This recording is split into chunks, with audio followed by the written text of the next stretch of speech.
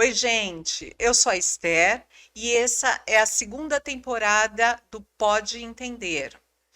Na produção, direção e arte, André Occhiulini, conhecido também como Dé. Nas externas e conteúdo, Pedro Soares. Contamos também sempre com os nossos pastores. Pastor Lindbergh, há 40 anos no Ministério Pastoral, sendo 20 aqui na IPVE.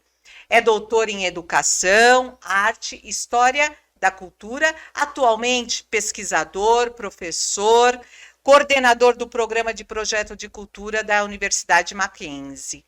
Tudo bem, pastor? Olá, tudo bem, Esther? Mais uma vez com muita alegria aqui nesta oportunidade, este espaço de explicações. Pode entender, é a tentativa de continuar explicando. Sempre me recordo do termo "entendes o que lês?". Aqui ao lado do meu querido pastor Petrônio, nós vamos tentar contribuir para aqueles que porventura ainda não têm entendido o que estão lendo e ouvindo. Muito bom estar ao teu lado. Pastor Petrônio é formado em teologia e no curso dinâmico de áudio. Pastorei aqui há 3 anos, realizou e assinou trabalhos de produção e edição musical.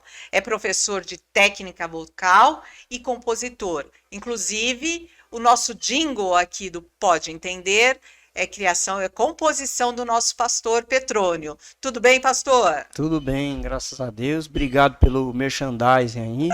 Né? E estamos juntos aqui mais uma vez para tentar conversar mais um pouco sobre as coisas que a palavra de Deus nos ensina, nos orienta, né? Privilégio poder caminhar ao lado do pastor Lindbergh e poder compartilhar essa mesa também com você, Esther. Que bom! E hoje o nosso tema desse nosso primeiro episódio nós vamos falar sobre a música, quem ela é, e sua importância dentro da nossa liturgia. E aí eu quero pedir para o Dé, que não está com o microfone ainda, mas em breve estará e poderá interagir com a gente, que passe para a gente os conteúdos. Peraí, vem falar com a gente um pouquinho do Pode Entender. Você lembra alguma música que nós cantamos agora no culto que acabou de encerrar? Eu lembro, até que ele venha. Não sei o nome da música. Muito bem. Qual que é a importância para você da música na liturgia? Você acha que é importante? O que você acha? Sim, extremamente importante. A música é criada por Deus e, na minha visão, não existe adoração sem música, né? A música é um meio de a gente chegar a Deus e, para mim, ela é fundamental, né? Então ela compõe mesmo o culto, é necessário. Você acha que na nossa igreja ela está em boa medida? Você acha que precisa melhorar, que precisa diminuir? O que você acha? Não, eu acho que tem uma boa medida, boas palavras, boas músicas, boas escolhas e, na minha visão, está indo bem. Os jovens, principalmente, que cantam, né? Então, está indo muito bem. Legal, obrigada. Deixa eu te perguntar uma coisa. Durante a semana, quando você lembra, você cantarola as músicas que foram cantadas aqui nos cultos? Como é que é a sua rotina quando você vai trabalhar, quando você vai a algum local, algum compromisso? Você tem esse costume? Olha, eu sempre estou nos louvores que eu escuto no dia a dia no meu carro. E do nada surgem as músicas, principalmente do Inário, né? Bem surge, eu começo a cantar as músicas que eu lembro, né? Fala assim, qual que você lembra? Esse nome eu não lembro, mas na hora surge, assim, muito interessante. É bem interessante. Ok. E você acha importante na nossa liturgia as músicas, o grupo de louvor? O que você acha? Sim, é muito importante, né? Você louvar, você orar e louvar, né? Porque o louvar, né? Você ouve a palavra, né? A atenção de o louvar, você vai descontrariar um pouco e depois você ouve novamente a palavra, você vai sabendo mais da palavra. A nossa música é boa, que a gente canta aqui na igreja, não só os cânticos, mas os nossos hinos. Você acredita que eles são realmente mensagens profundas? Sim, são ótimos. Afinal, os louvores e os cânticos estão ligados à palavra que é ministrada naquele dia, ou em cada culto, né? Então, um ligado ao outro, então é de suma importância. Valeu, João. Muito obrigado, viu? Muito obrigado. A gente quer iniciar, depois que vocês viram os nossos vídeos aí, os depoimentos, pedindo para vocês falarem um pouco o que é a música e trazer ela para a gente na Igreja Reformada. Como é que funciona na Igreja Reformada? Nós temos tanta dificuldade com a música como reformados por causa da nossa raiz.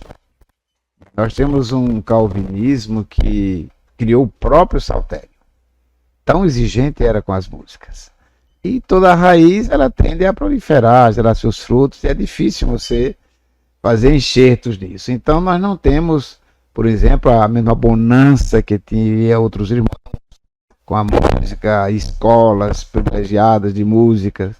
Nós tivemos muita dificuldade. Então o resultado hoje está acontecendo. No entanto, nós começamos a reverter esse quadro.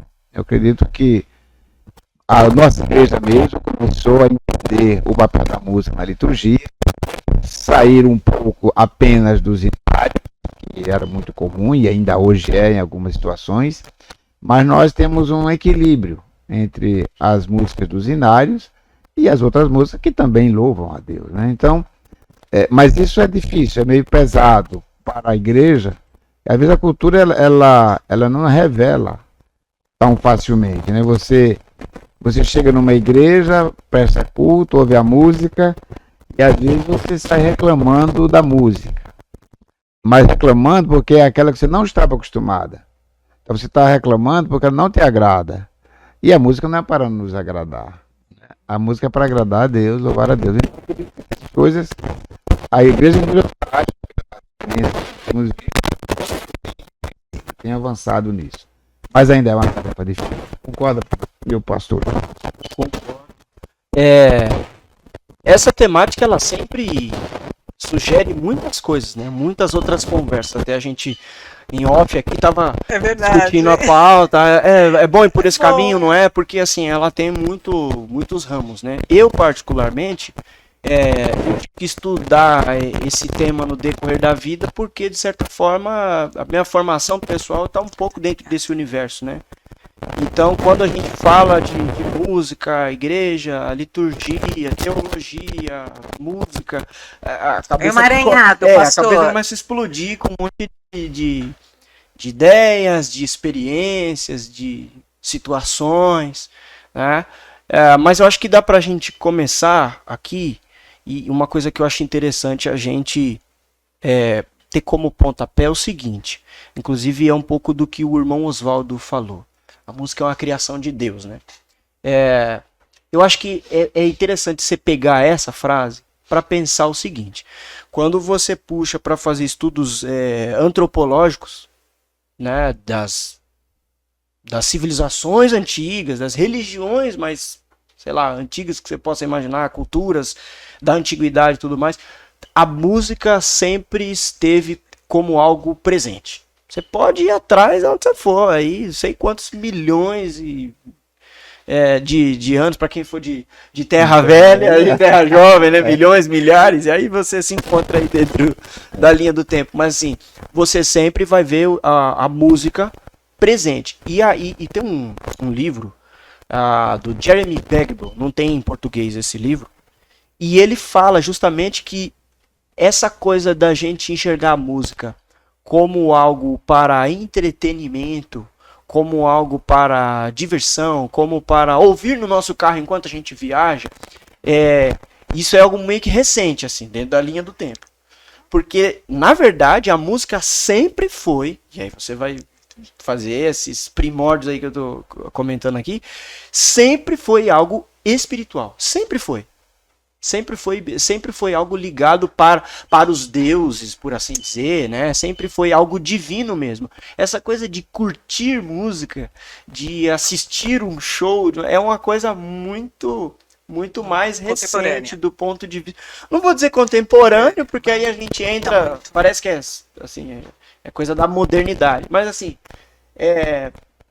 dentro dessa linha de história compridíssima que a gente está falando aqui, a música como diversão e como entretenimento é uma coisa muito nova.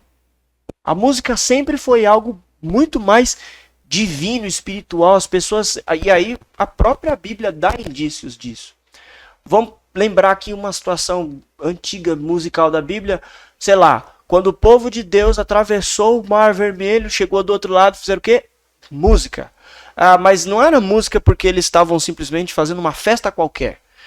A música estava inserida num contexto de celebração a um feito divino, a um feito de Deus, uma intervenção de Deus. Então, por mais que a gente fale assim, eles estavam celebrando a vida. Sim, mas celebrando a vida debaixo da ótica do feito de Deus. Então, sempre tinha isso, né? E você vai folheando a Bíblia e você vai encontrando esses indícios de que sempre estava ligado a essa coisa da música ter realmente essa carga divina.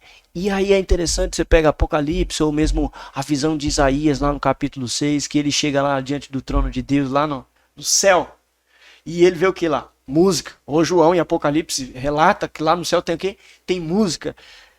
Então assim, parece que é algo que vem de lá para cá, né? Então de fato é criação de Deus, é divino. Então eu acho que a partir daí a gente dá para ir bem longe com essa conversa, assim. Né?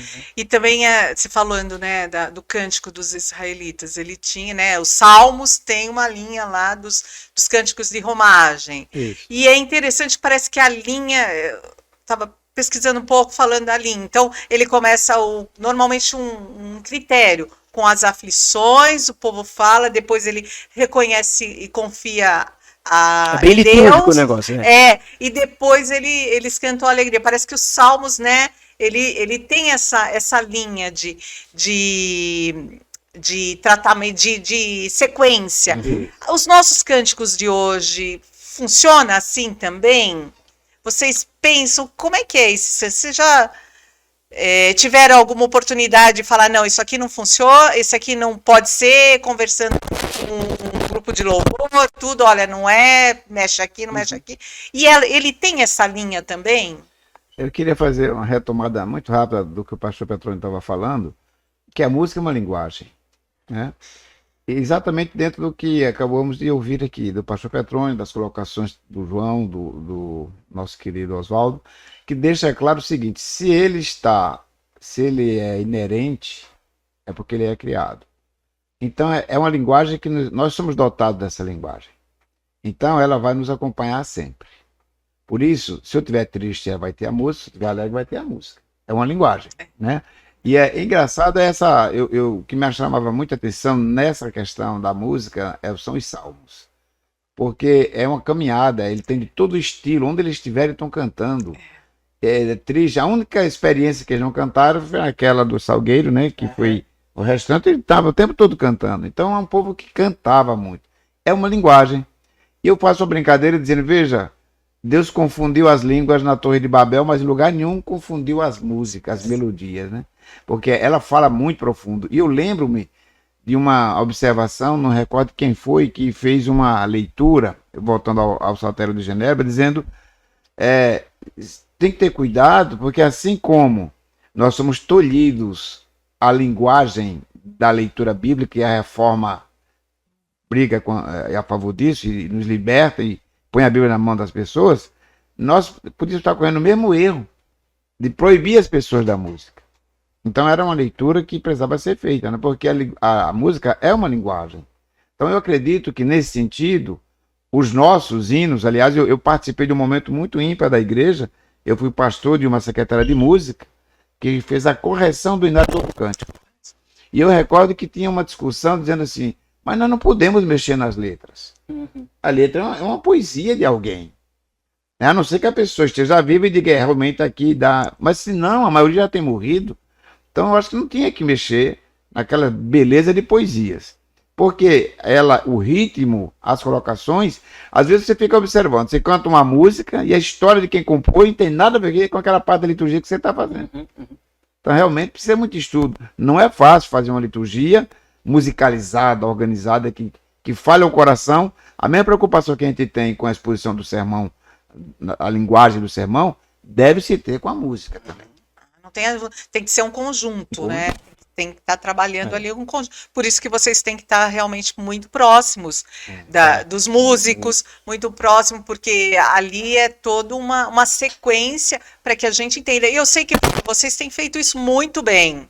A liturgia tem sido os textos bíblicos, os cânticos, a palavra, ela tem sido realmente conectada para a gente. Então, a gente vê que realmente é um trabalho que não pode ser a só 4 mãos, mas tem mais gente ali, né? Porque, é igual o pastor Lindbergh estava falando, por ser uma linguagem, ela passa a ser também, então, uma ferramenta de exposição da palavra, de certa forma, cantada, não como o sermão no sentido de ser o discurso ali do orador, do proclamador, mas através da arte de cantar e tocar. Então, é o que eu sempre comento com o pessoal do grupo de louvor.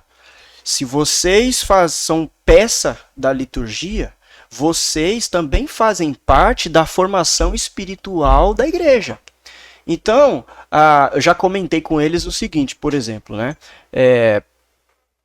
Um de vocês falta, vamos pensar assim, e falta por irresponsabilidade ou descompromisso, não vou nem falar, tá em pecado, nada disso, não. Faltou, não foi no ensaio, sei lá, alguma coisa do tipo.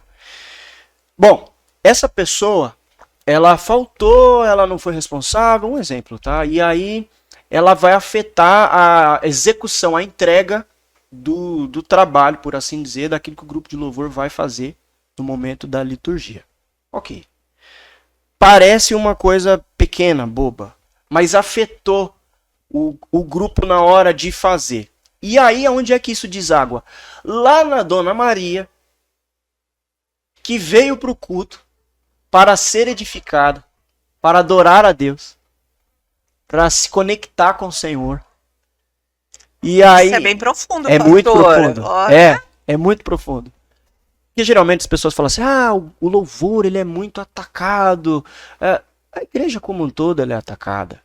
A igreja como um todo ela é atacada. E eu, por ser músico, tá? Eu acho que o grande problema do louvor não é nem que Satanás ataca mais o louvor. É porque o louvor, por se tratar de uma classe artística, por assim dizer, tocar, cantar, o ego é algo muito inflado por si só. Eu tô tacando pedra em mim mesmo, tá? Não tô falando de ninguém. Eu venho desse universo, eu sei que é um ambiente de muito orgulho, né? Porque tem muito talento envolvido, tem muito trabalho envolvido, tem muita transpiração, né? Não é só inspiração, é transpiração. Então, assim, é muito duro você dizer para alguém que estuda a semana inteira que você não toca nada. Isso mexe com o cara, né? Então não é só o diabo ataca o louvor, não, o diabo ataca a igreja como um todo. Eu acho que o grande diabo do grupo de louvor, por exemplo, é o ego inflado. Então trabalhar o ego dessa forma, então esse é o cuidado. Então ali que não está bem, que não está tão comprometido, não está tão afinado com a situação, no final das contas vai terminar lá na louça da Dona Maria. Nossa, por que na louça da Dona Maria? Porque a Dona Maria, que é um personagem fictício aqui que eu estou dizendo, embora exista uma Dona Maria na nossa igreja e no Brasil todo, a Dona Maria, às vezes, ela não vai lembrar o que o pastor Lindbergh falou, assim, nos seus detalhes todos. Mas você vê, o pessoal lembra. Qual foi a música que... A música tem esse poder, né? Impregna, fica, traz o cheiro, traz a memória. Qual era a música que você ouvia na sua casa quando você era criança? Então, música tem esse papel didático importante. Então, faz parte da formação espiritual. Por isso que nós, como pastores, temos todo esse cuidado, essa preocupação de que, na hora de trabalhar a liturgia, a música tem ali o seu papel fundamental, porque ele contribui para o discipulado, para a pregação. E vocês acreditam que nós, a igreja, nós entendemos o que a letra está falando, como a música é cantada, ou nós tem letras que a gente não consegue chegar o entendimento daquilo que está dito? Olha, eu acho que às vezes nem precisa entender a letra. Veja como deixa eu me colocar mesmo. O corte A música, A música ela tem uma linguagem universal e direta. Você quer ver um exemplo? Pessoas que mal falam português escutam a música em inglês e cantam. Nossa, eu gosto tanto dessa essa música. música é linda. Eu digo, eu pergunto uma palavra e não conhece. Então é a melodia que falou, né? Então eu acho que isso acontece com os hinos. Por exemplo, tem alguns hinos que tem umas letras tão clássicas que eu digo, o pessoal canta, pergunta o que é aquilo ali, que ele não vai lembrar o que é. Também não sabe o que é. Antigamente, né, o senhor falou da revisão do HCC, né, do isso. Inário, tem umas palavras que foram No trocadas. Fragoso ao justamente- cantil. Não vi ninguém ainda me dizer o que era isso. Quer ver? em- Mas a pessoa canta. Canta. Entendeu? Então, eu acho que existe essa é a linguagem universal. Ela fala, ela conduz, ela resulta nisso que o pastor está dizendo. Cria memória, cria vínculo, você faz mímica, você repete, e você pode não entender a letra, né? Aí eu acredito que a responsabilidade é nossa. E isso pode ser bom, mas também pode ser muito ruim. Muito ruim. Por isso que a responsabilidade é nossa. A nossa porque nós somos professores. Da mesma forma, como você dá uma aula que o aluno não compreendeu, vem para o Pode Entender para explicar. É, Né? Então, a mesma coisa é a música, tá bom? Quando um aluno não está entendendo a música, muito embora ele esteja empolgado cantando, e às vezes emociona, e aí eu estava ouvindo aqui o pastor Bertone falar, digo, olha como é interessante isso, né? Vou usar a mesma personagem que ele usou, a Dona Maria. A Dona Maria pode ver você cantando, chorando e chorar também. E pode não ter sentindo nada. Que outra pessoa está sentindo. Nem com a letra, nem com a presença. Nossa, do vocês Espírito são Santo. bem complexos, gente. Não, a música é um tema muito complexo. Você pegou pesado com a música, né? Mas é isso, entendeu? Eu acho que eu pelo menos não tenho como explicar determinadas situações. Que as pessoas, você também pergunta, mas que você estava chorando? Não pergunta, eu tô mencionando o fato. Se você for se aprofundar para estudar, tentar descobrir isso.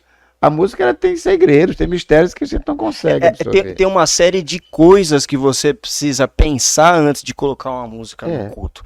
Não é só assim, ela tem coerência teológica, ela é fiel às escrituras, isso é um ponto. Mas não só isso. Você tem que levar em consideração a formação cultural do seu público, por exemplo, o momento histórico em que a gente vive, né? Dependendo do que a gente vai cantar, como é que vai assimilar aquilo. A gente falou muito dos salmos, né? Davi, o grande salmista, a maioria dos salmos foi escrita por ele, um ótimo poeta, um ótimo compositor, por assim dizer. Mas Davi, ele é um general de exército, ele é um rei, guerreiro, militar, então ele chama Deus de Senhor dos Exércitos. Né? Então ele diz que o povo está em guerra e tem que destruir os inimigos e está marchando. Como é que seria cantar isso no Brasil na década de 70 em que a gente vivia na ditadura militar? Um ponto. Ok. Como é que seria cantar isso hoje? Os meus inimigos... O cara vai cantar na igreja dele assimilando o chefe dele que pega no pé dele. É o inimigo dele. Eu tenho que pisar nele, porque eu sou mais do que vencedor. Tem que ter esse cuidado. Quer ver uma música que eu sempre comento? E não é porque eu quero que o grupo de louvor tire ela do repertório, não. Mas é porque, de fato, ela tem algo muito profundo ali por trás. A gente canta assim. Vento de poder, sopra em meu viver e faz o teu querer. Como um vendaval sobrenatural. De fato, o Espírito Santo de Deus, ele é um vento poderoso. E de fato, a igreja tem que cantar, Senhor, vem e faz das nossas vidas o que o Senhor quiser. Mas olha de que maneira que a gente está pedindo. A gente está pedindo, vem como um vendaval. Você quer mesmo que Deus derruba a tua casa? Porque vendaval, ele não é um ventinho leve. Ele destraçalha tudo. E aí a gente canta isso. Então, isso é muito sério. Né? Não estou desencorajando, não estou falando tira essa música do repertório. Estou dizendo, pode manter, mas cante sabendo o que você está pedindo. Porque o dia que o vendaval vier, você sabe, eu estava disposto a isso. Foi isso que eu pedi para Deus. Pedi para ele vir derrubar minha casa. Vocês acreditam que nós sabemos dessa profundidade total da música? Eu tenho a impressão que não.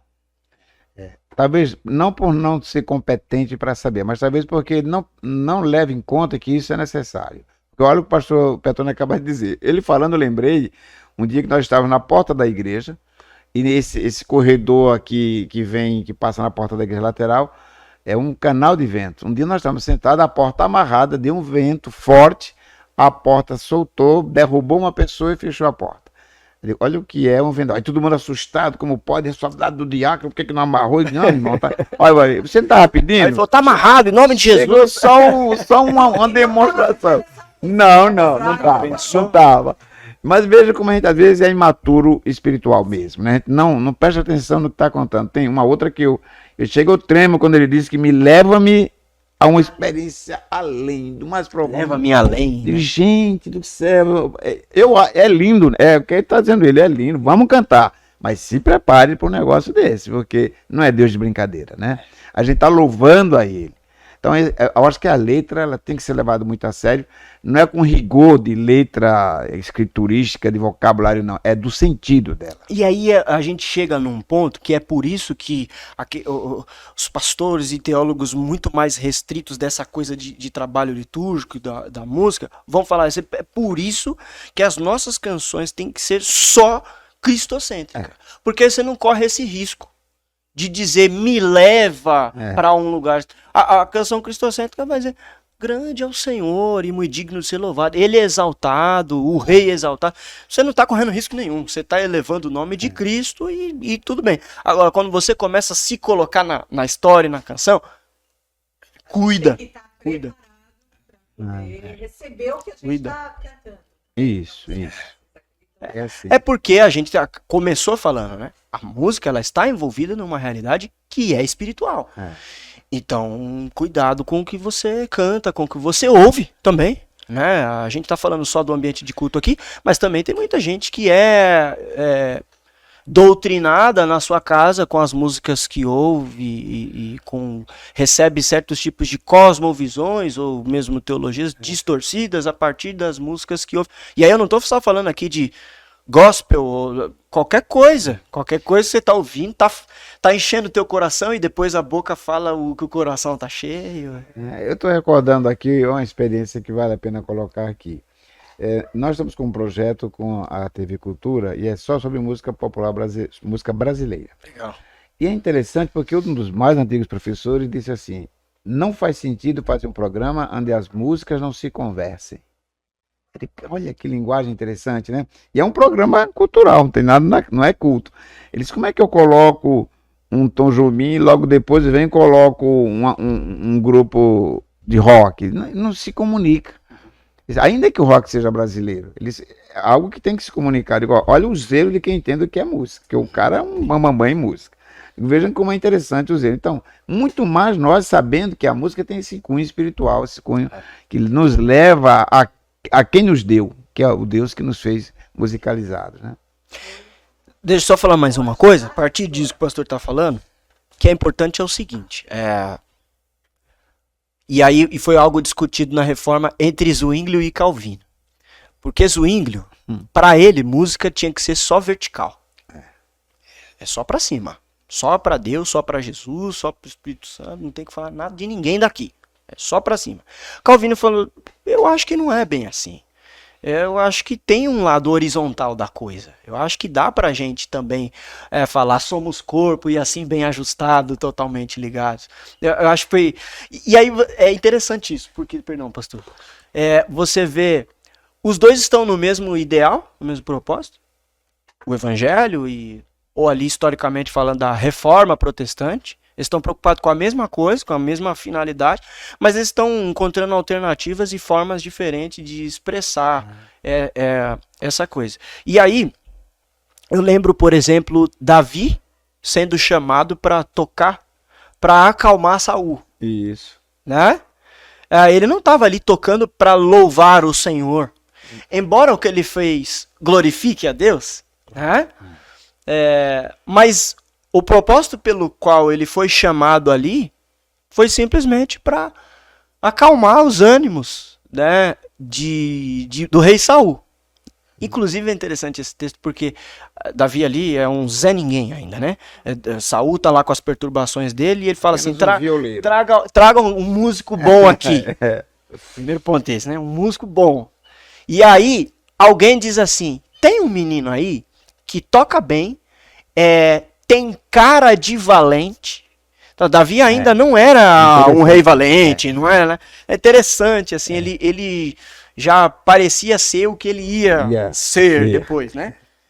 Mas eu acho que a Bíblia abre essa brecha para a gente entender que a música faz bem para a alma também.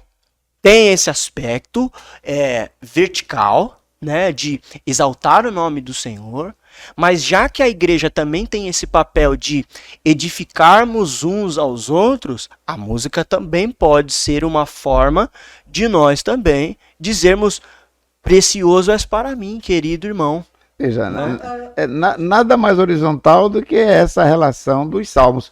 Calvino privilegia o saltério exatamente porque é uma linguagem humanizada. Ao Salmo 42 você revela suas necessidades. Eu tenho sede, porque está abatido a minha alma. É isso, ele está dizendo. Então ele não está ali, não está louvando a Deus, ele está perguntando por ele mesmo. E é muito interessante vocês falarem, eu vou fazer tipo os mortais, né? Estão aí subindo o nível. Mas eu li também, vendo sobre, e a música também é para o ensino, quando você fala do horizontal. Aí não tem jeito, a gente tem que cair lá na música do Barnabé, né? Muita gente fala, não, como é que pode, mas é Deus, né? Mas Barnabé, ele não estava sendo exaltado, estava sendo... Era uma música... Eu li, né, dos comentários falando, não, mas a música era ensino, e música também pode ser ensino. Sim, né? Sim. Voltamos a falar de Salmos. Os Salmos têm muito isso, né? Pega lá o Salmo, não vamos levar o número agora, mas aquele que diz assim, para que entre o rei da glória e tal. Quem é esse, o rei da glória? Ali de certa forma está ensinando. O rei da glória é um senhor forte, poderoso nas batalhas, levantar as portas. Então assim, você vê ali essa construção poética que ao mesmo tempo ensina quem é, né? Inclusive, a nossa próxima série de pregações vai se chamar Uma Regra para Viver, que é baseada nos 10 mandamentos. Por que a gente colocou o título de Uma Regra para Viver? Porque eu gosto da construção da pergunta 1, 2 e 3 do catecismo. Começa assim, qual que é a primeira pergunta, né? Qual é o fim principal do homem? Glorificar a Deus e gozá-lo para sempre. Segunda pergunta, mas que regra que Deus deu para que o homem consiga glorificar ele? Antigo e Novo Testamento, as Sagradas Escrituras, a única regra de fé e de prática. Terceira pergunta, e o que essa regra ensina? O que as Escrituras ensinam? Quem Deus é e o que Ele requer de nós. Isso. Então, assim, por isso que a música, ela edifica, ela glorifica a Deus e ela também nos ensina quem Deus é e o que Ele requer de nós. Se for uma música teocêntrica, fundamentada pelas escrituras, né? E aí, não sei se cabe aqui, mas nem sei se convém também, a gente discutir a herança dicotômica da cultura, de ter separado sagrado e profano.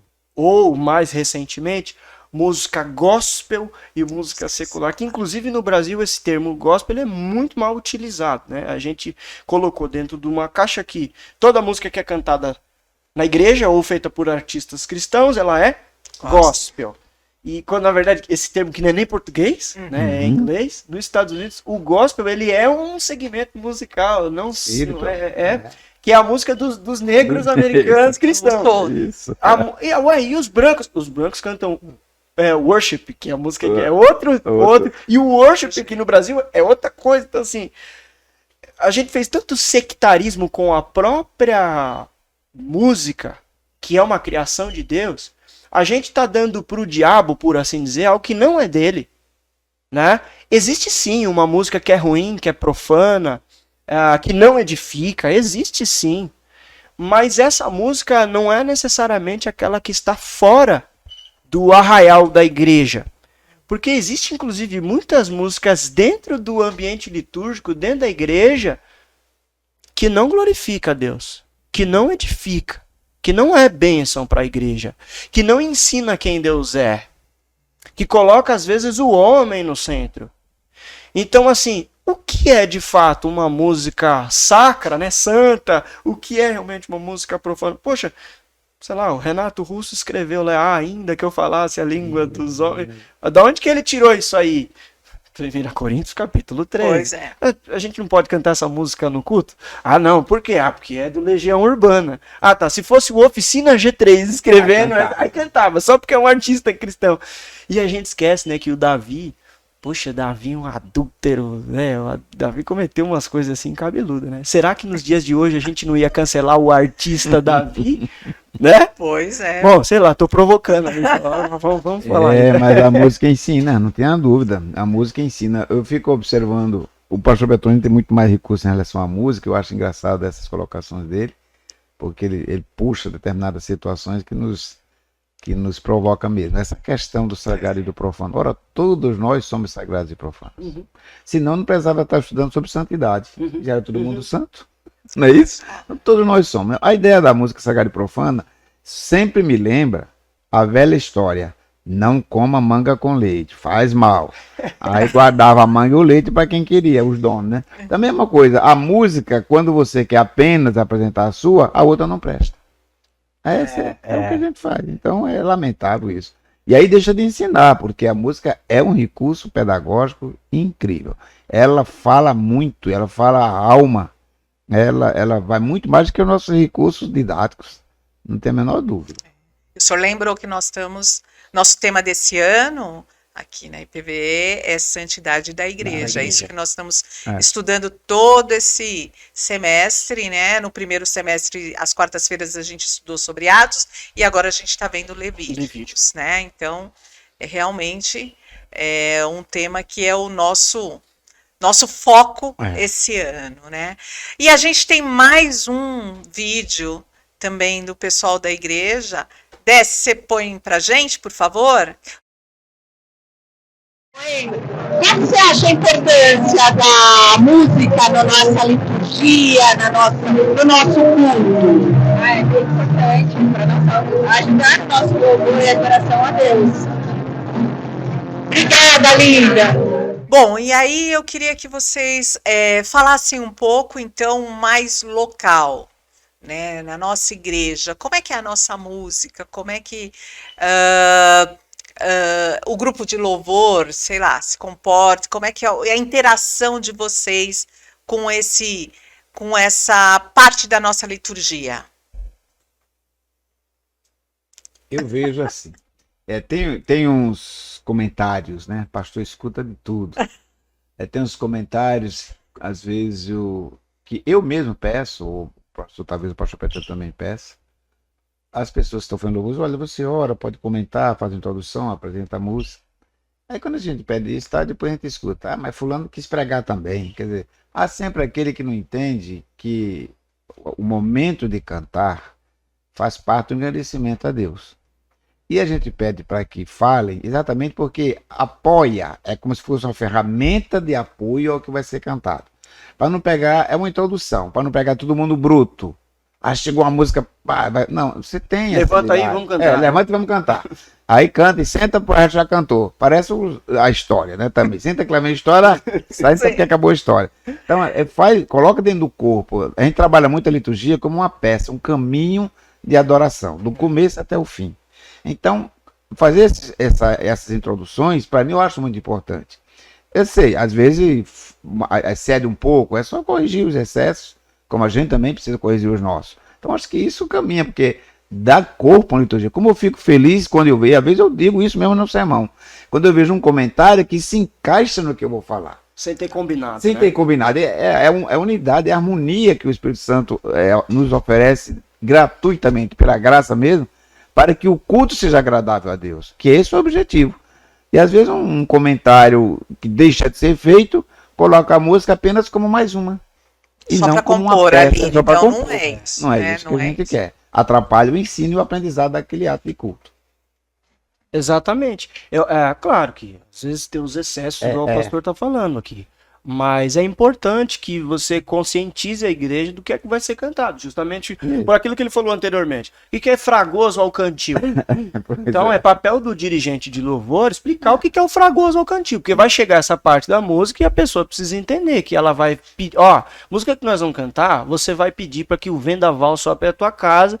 O cara vai falar, eu não vou cantar esse negócio não. Pois é. Então, assim, é uma forma didática de orientar a igreja, de dizer, olha, o que nós vamos cantar agora diz que Deus é bom e que a sua misericórdia dura para sempre. E se você concorda com isso, se você crê nisso, que você encha o seu pulmão de ar e você derrame o seu coração.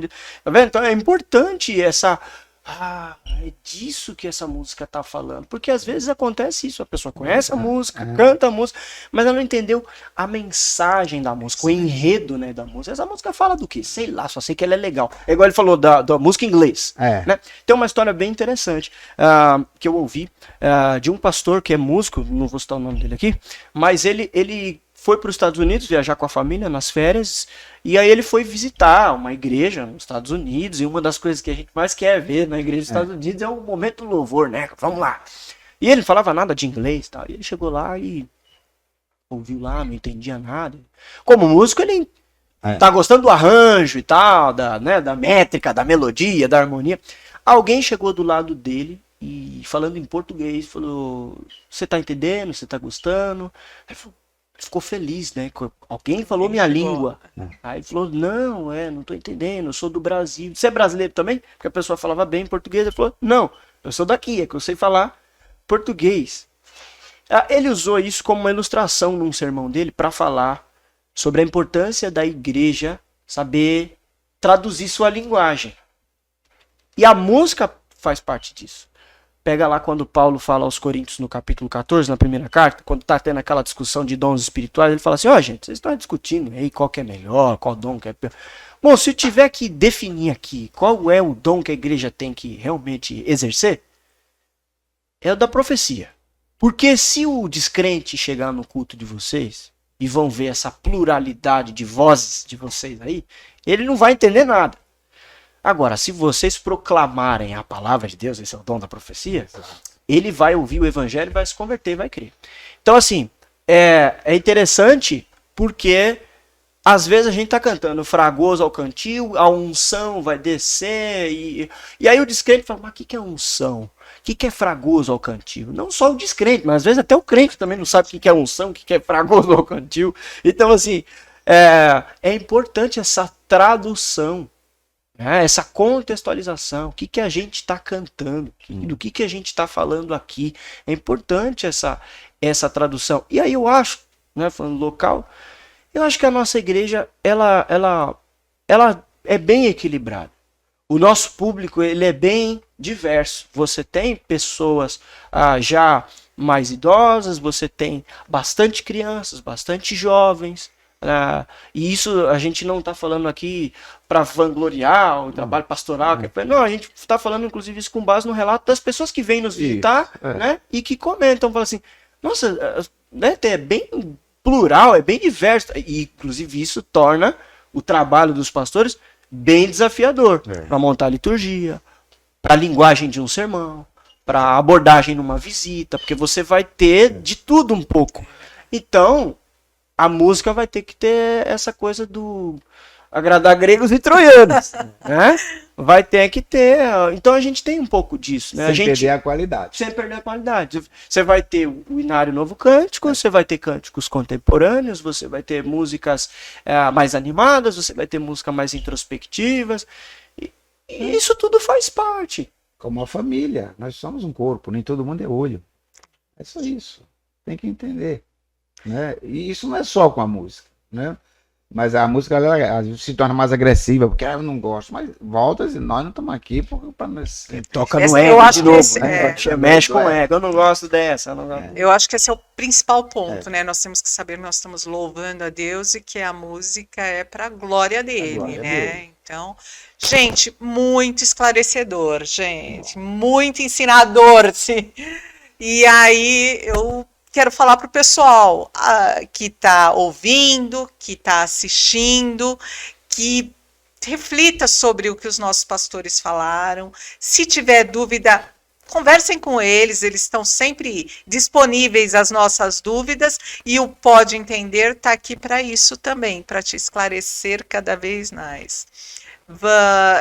O nosso pedido também é que vocês entrem nas nossas redes sociais, vejam os cultos, nós temos todos os cultos lá no YouTube, siga a nossa rede social, que vocês vão conseguir ter vários conteúdos de qualidade.